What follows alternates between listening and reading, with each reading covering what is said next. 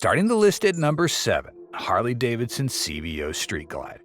This thing costs $50,000. Again, I repeat, $50K. The biggest issue? Value for money or everything. For $28,000, you can get a Street Glide Special, which gives you 90% of what the CVO offers for nearly half the price. Same basic ride, same core design, and almost all the performance. The only real difference? The CVO has a flashier paint job, a slightly bigger touchscreen, and some added luxury touches. But is that worth an extra $20 grand? Most riders don't think so. Even Harley's most die-hard fans are saying, nah, I'll pass. Another big reason dealerships are trying to unload these bikes? Resale value. Unlike standard Harley models that tend to hold their value pretty well, CVO bikes lose the value the second they roll off the lot. Number 6. vrod. The vrod was Harley-Davidson's boldest experiment, built to rival muscle cruisers and sport bikes. Co-developed with a Porsche, its liquid-cooled 60-degree Revolution V-twin engine churned out 120 horsepower and 84 pound-feet of torque, making it one of the fastest Harleys ever. It featured an aluminum frame, drag-style handlebars, and a massive 240mm rear tire, all contributing to its aggressive aesthetic. A 0 to 60 time of just over 3.5 seconds set it apart from Harley's traditional slow-rev and air-cooled machines. However, this very uniqueness was also its downfall. Traditional Harley riders were off-put by its modern high-revving engine, which lacked the iconic deep rumble they loved. Meanwhile, sport bike riders found it too heavy and cumbersome compared to their nimble machines. The vrod's identity crisis left it stranded between two vastly different motorcycle communities. Customization is a hallmark of Harley-Davidson's ownership. Yet the vrod offered fewer aftermarket options, making modifications expensive and limiting rider creativity. Additionally, the bike's small 3.7-gallon fuel tank severely restricted its range, forcing riders to make frequent gas stops far from ideal for long-haul cruising. With better touring options like the Road Glide and Street Glide available, the vrod simply couldn't compete. For nearly $17,000, riders had access to lighter, more agile performance cruisers from brands like Ducati, Yamaha, or Indian. The vrod excelled in straight-line speed, but its rideability and comfort were outmatched by other options in its price range. Early models featured an 1131cc engine with 115 horsepower, while later versions bumped displacement to 1247cc with 125 horsepower.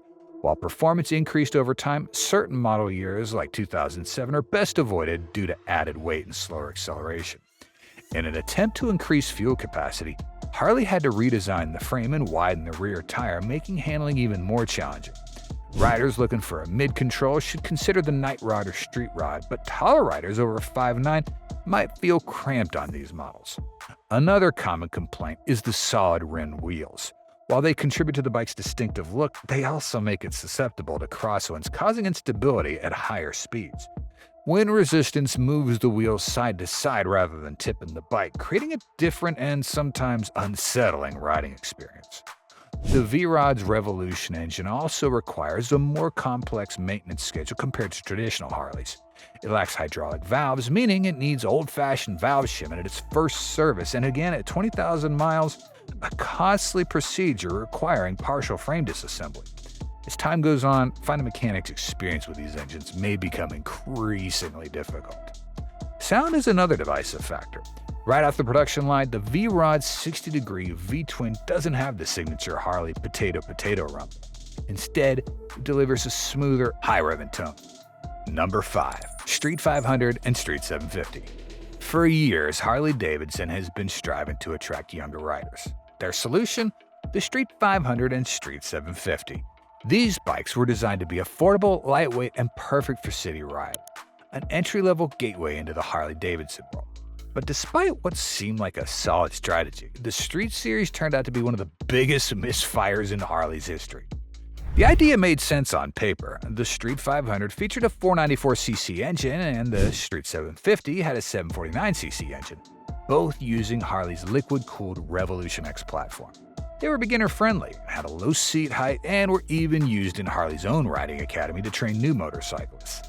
Yet they never gained the traction Harley had hoped for. One major issue was the build quality. Riders quickly realized that while the price tag, $7,695 for the Street 500 and $8,499 for the Street 750, seemed reasonable, the bikes simply didn't feel like they were worth it. Complaints ranged from rattling parts and misaligned panels to cheap finishes, giving the impression that these were budget bikes in all the wrong ways. Unlike Harley's iconic cruisers, known for their durability and premium feel, the street models felt like an afterthought. Harley also attempted a stripped-down modern aesthetic, but the result failed to resonate with both traditional Harley riders and the younger audience they were targeting. The bikes lacked the signature Harley-Davidson presence, making them easy to overlook. On top of that, competition in the entry-level market was fierce. The street models weren't just going up against other Harley bikes, they were competing with Honda, Yamaha, and Indian, all of whom had superior offerings at similar or lower price points. The Honda Rebel 500 and the Yamaha Bolt quickly became popular alternatives, leaving the Street Series struggling to stand out. To make matters worse, many Harley dealerships didn't prioritize these models. Their focus remained on larger, more expensive bikes, leaving Street 500 and 750 buyers with limited dealer support. Inconsistent inventory, lack of accessories, and minimal promotion all contributed to the downfall of these models.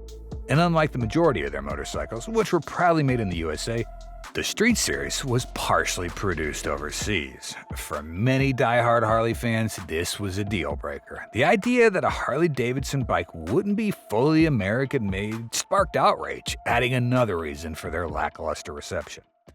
Number 4. Harley-Davidson Livewire.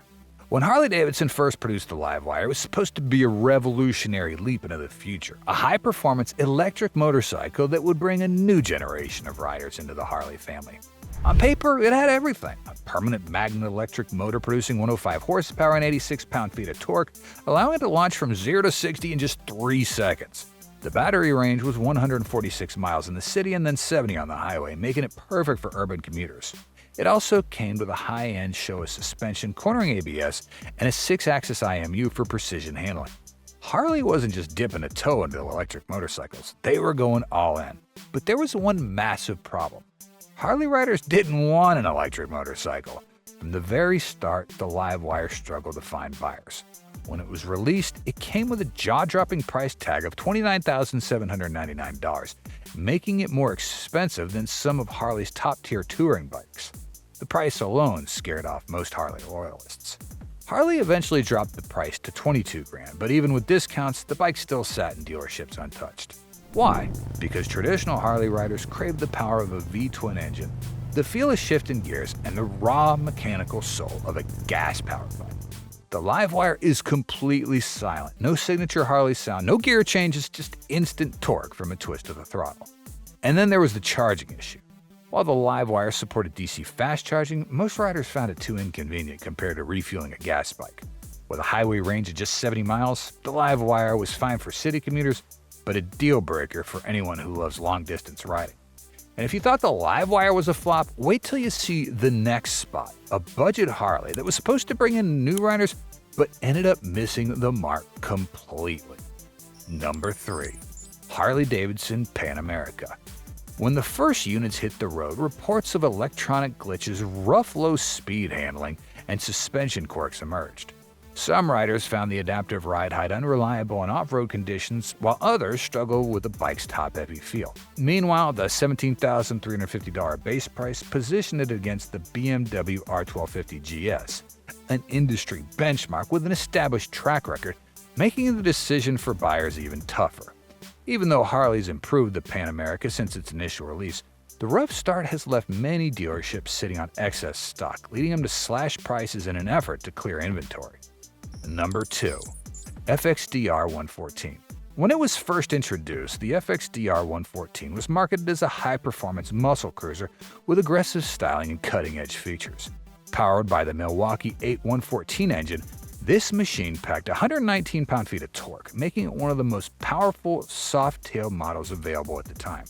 It featured an aluminum swing arm, a lightweight composite bodywork, and a massive 240mm rear tire, all contributing to its drag race-inspired aesthetic. Harley aimed to capture the attention of modern riders looking for a muscular, high-performance machine with a futuristic edge. Despite its impressive specs on paper, the FXDR 114 struggled to find its audience. The major issue? The price. At a starting cost of $18,999, buyers expected a well-rounded motorcycle, one that combined power, comfort, and versatility. Unfortunately, the FXDR 114 excelled in style, but fell short in practicality. One of the most common complaints about the FXDR was its riding position. The combination of forward foot controls and a low stretched-out stance with a flat drag-style handlebars made for a setup that was more suited for short, aggressive bursts than for long rides. Many riders found it uncomfortable, with too much strain on the back, wrists, and neck, making it impractical for daily use or extended trips. Handling also became a sticking point. While the FXDR was designed for straight-line speed, the oversized 240mm rear tire made cornering cumbersome. Riders found that it felt heavy and sluggish in tight turns, limiting its appeal to those who wanted a dynamic riding experience beyond just raw power. Then came the competition. At nearly $19,000, the FXDR 114 had to go head-to-head with bikes like the Indian Scout Bobber, Yamaha VMAX, and even Harley's own Lowrider S, all of which offered better handling, comfort, and similar levels of performance at a comparable or lower price. The FXDR simply didn't provide enough versatility or refinement to stand out, leaving it in an awkward position in the market. With demand failing to meet expectations, Harley-Davidson made the decision to discontinue the FXDR 114. As a result, dealerships have been slashing prices, offering significant discounts to clear out remaining inventory. The bike had the power and an eye-catching design, but in the end, it failed to deliver where it mattered most: practicality and all-around usability. Number 1. Street Rod. The Street Rod is a prime example of such a misstep. Intended as a sportier and more aggressive version of the Street 750, the Street Rod was designed to appeal to younger riders who wanted to mix a classic Harley attitude and sport bike agility.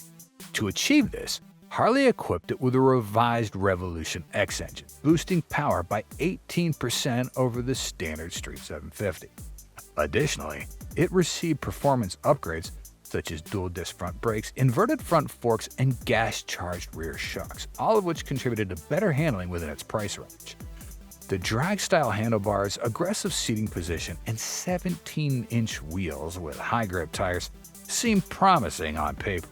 However, in reality, the Street Rod failed to deliver. One of its biggest downfalls was its ergonomics. Harley attempted to create a more aggressive riding stance, but ended up making the bike uncomfortable, particularly for taller riders. The cramped riding position, paired with raised foot pegs, led to an unnatural feel that made longer rides a struggle rather than a thrill. The Street Rod was caught in an identity crisis.